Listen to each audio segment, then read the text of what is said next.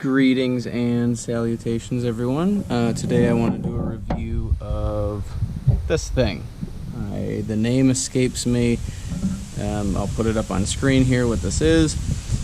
But what this is a little jig that fits in a 2x4 and slides up and down along it to keep your chainsaw straight when you do cuts into it. So this is my first cut with it, and right out of the gate while I was cutting,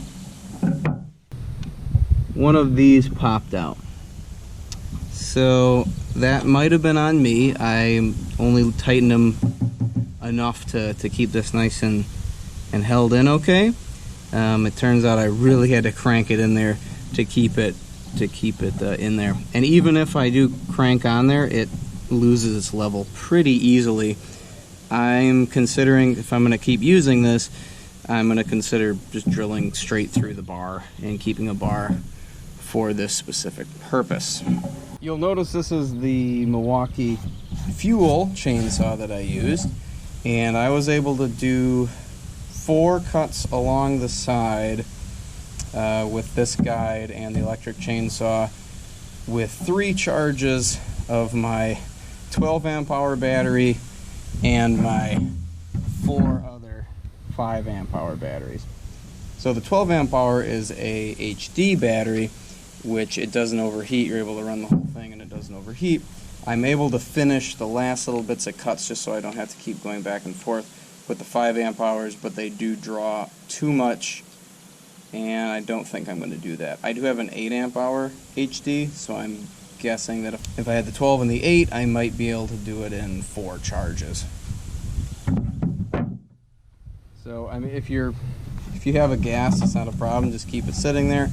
I already had the electric. The electric is great for cutting down a slew of trees. I can usually do an entire day with it. However, doing a chainsaw mill, I do not recommend an electric chainsaw. Alright, so let's move over to how this actually works. You'll see here that I'm done. Now, it's not the greatest cut. If you screw on your 2x4 a little off kilter, it will make the cut kind of come out uneven. Not to mention that when you cut, the blade kind of can flex inward a little bit, so you just have to watch that.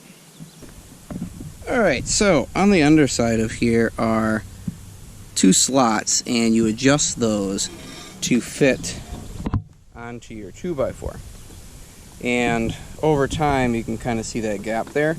It can wiggle out of there, but even when you have it, when you're maneuvering it, it can sort of flex on you and adjust when you do the actual cut. So here you can see sort of my pathway here, and you can see a good sort of adjust a long time. So this is how it works. You put it on there and it slides up and down. If you make this too tight, it will cause you nothing but troubles. So just be careful with that. But yeah, I was able to do it. Do I recommend this piece? Do I recommend this? It cost me $40. I've seen them anywhere up to $60.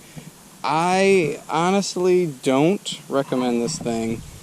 I don't know what the cost is for a larger chainsaw mill, but you get something that doesn't require another guide, another piece of wood or something to help guide this thing, because that was really the failure point of this.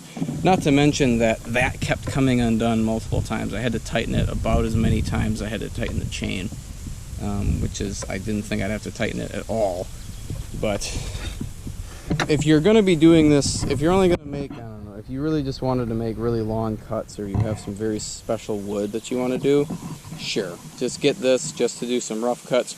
You're going to need to face it, whatever you do, if you use a chainsaw one. So yeah, go ahead and use this if you're just going to do a couple. But if you're like me, and you're planning on doing almost an entire forest, I'm probably going to not use this. Alright, yeah, that's all I wanted to show you. Just use this thing if you only got a couple, but if you're going to do more, don't.